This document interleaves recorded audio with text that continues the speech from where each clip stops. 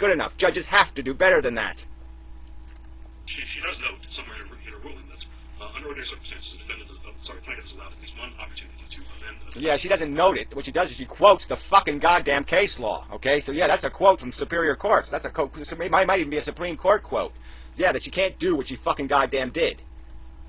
And as far as I know, you were never given that opportunity, so that raises questions in my mind. Yeah, exactly. There was never a motion from the look. The court orders. All right, people in the case. I can file a motion saying I want Joneser to literally stick his head up his fucking ass. He's such a moron.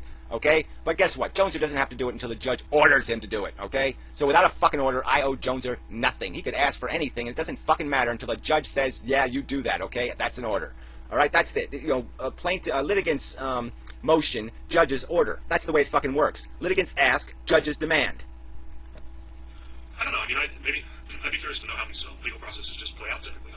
I don't know. Maybe if there are lawyers who are listening, they can chime in. Yeah, well, the lawyers aren't going to chime in because they can't talk about any of this shit, okay? Because that jeopardizes their fucking piggy bank, okay? They can't get any conflicts about judges' behavior. No fucking way. So you're not going to get any chiming in by any fucking bar association members. This is probably part of what they sign when they get their little pass. You pass the test, they probably say, well, but you don't pass it until you sign this statement saying we own you for the rest of your life and you're never going to speak an honest word for the rest of your fucking life. So there's no point in asking lawyers. It's not going to give you any fucking honest answers. The only lawyer I'm going to listen to is one who's hooked up to a polygraph test, all right? Because they lie through their fucking teeth to make their goddamn living.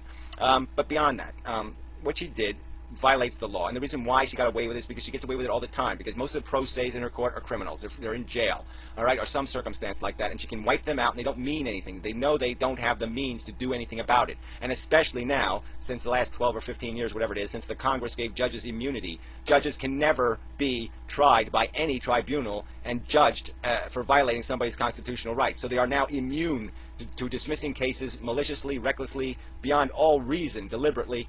They can do it. They have the free liberty to do it. No one's going to fucking stop them. But let's say you've got a plaintiff, and the plaintiff files a complaint against the defendant, and then the defendant files a motion to dismiss on the grounds that the complaint failed to state a case. And let's say then that the judge is kind of inclined to go along with the defendant on this. Yeah, know what the judge does then? The judge writes what's called a decision. Not a 5-page pile of shit that just is 4 pages full of this is the history of the case that wasn't even accurate, and then 1 page of here's what all the other courts have said, where she makes she wrote what? How much opinion was there in her fucking decision? She just made a few statements, bold statements, grotesque statements that weren't even true. No alleged facts. What a pile of crap. There was 4 sentences. That was her fucking decision.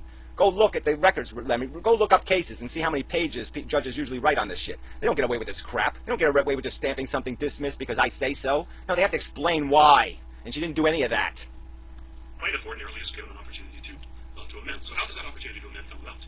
The judge can't simply grant the defendant's motion because in that case the case is gone.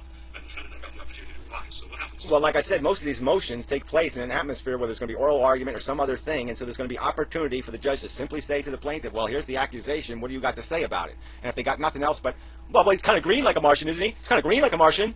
If that's all they got, then the judge says, yeah, dismiss, fuck you, this is nothing. All right, don't waste our time again, please. But that's not this case, and you goddamn fucking know it. As soon as you start scratching this, the least little fucking bit, all of a sudden you got Hitlers all over the goddamn place.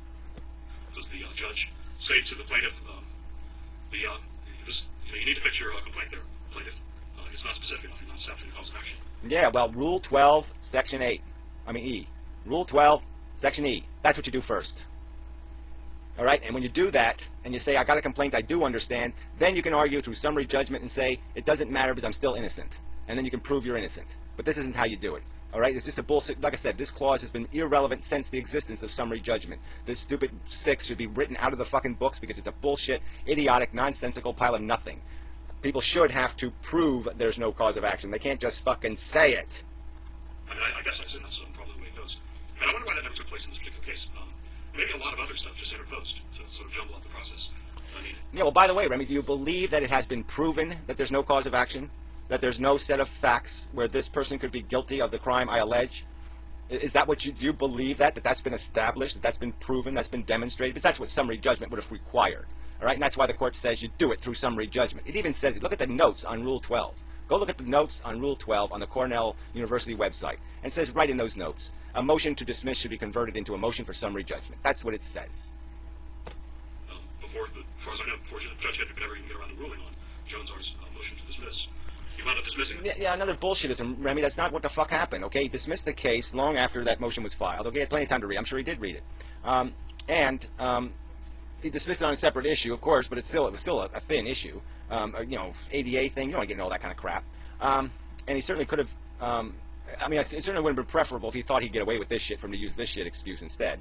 But let's remember when the case came back to him, Remy. All right, let's go back to when the case came back to him. He didn't just recuse himself, okay? He acted again on the case. And he could have used this excuse if he thought it was at all fucking viable. He would have pulled this out of his ass.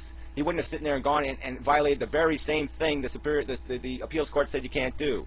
All right, and he only recused himself after I made it transparently clear that he was going to get fucking slaughtered if I had to go ask the appeals court to sanction him. Okay, so on different grounds, and then you filed your appeal, and a year later, your appeal was successful and the case was reinstated. Back to Hittner recuses new judge. Yeah, like I said, you just kind of skip over that Hittner recusing thing. He didn't recuse himself easily. I had to fucking humiliate him into it, damn it.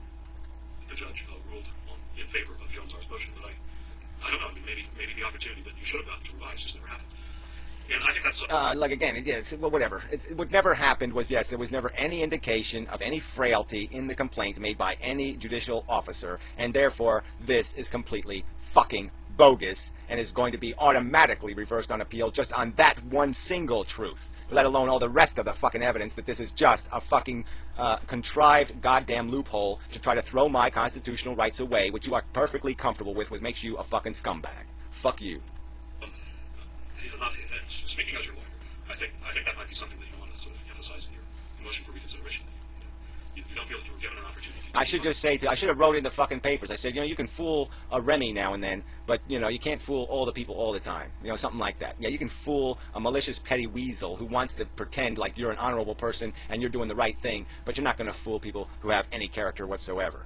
Too bad Remy doesn't have that. Your complaint in order to address any deficiencies that might have been in it. And then there's that other question where, why the dismissal was with prejudice as opposed to without prejudice. And that was, we know why. Because the judge is a petty fucking weasel. That's why, you dumbass, and you goddamn know it.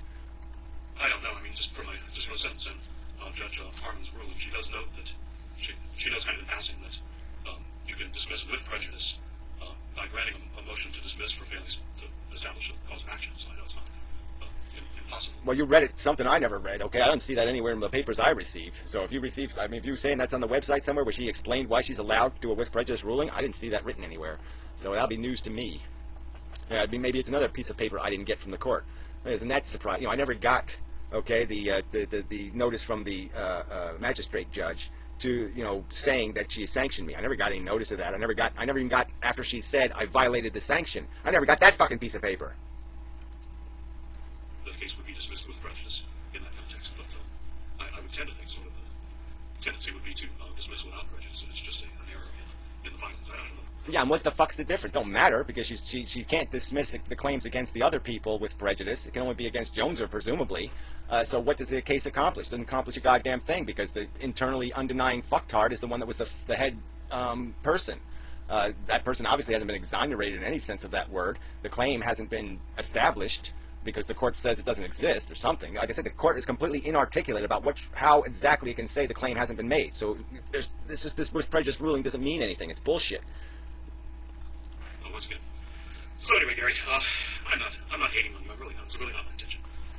That's like I said. I'm done arguing with you about that, Remy. It's been 2 years. I've been complaining to you about it for 2 fucking years. I'm sick of seeing your little backdoor comments and other people's videos. This little snarky shit where you're always taking their fucking side. You're always coming up with some kind of crap to say I'm wrong, they're right.